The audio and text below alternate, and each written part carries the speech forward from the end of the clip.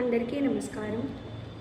దైవేన ప్రభుణా స్వయం జగతి యద్యస్య ప్రమాణీకృతం తత్తస్యోపనమేన్మనాగపి మహాన్నైవాశ్రయః కారణం.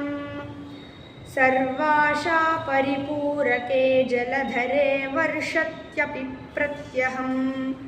సూక్ష్మా ఏవ పతంతి చాతకముఖే ద్విత్రాః పయో బిందవః.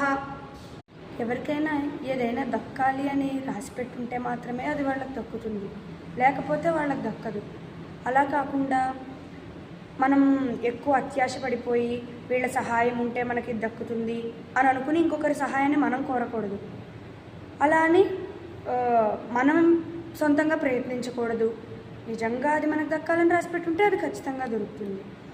ఎలా అయితే వర్షం పడేటప్పుడు చాతక పక్షి నోట్లో ఎన్ని నీళ్ళైతే పడతాయో, ఎన్ని నీటి చుక్కలు అయితే పడతాయో అన్నీ అది తీసుకుంటుంది.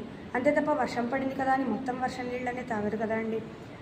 అలాగా ఏదైనా ఎవరికైనా దక్కాలంటే దైవ నిర్ణయం మీదే దక్కుతుంది. ఇది శ్లోకం.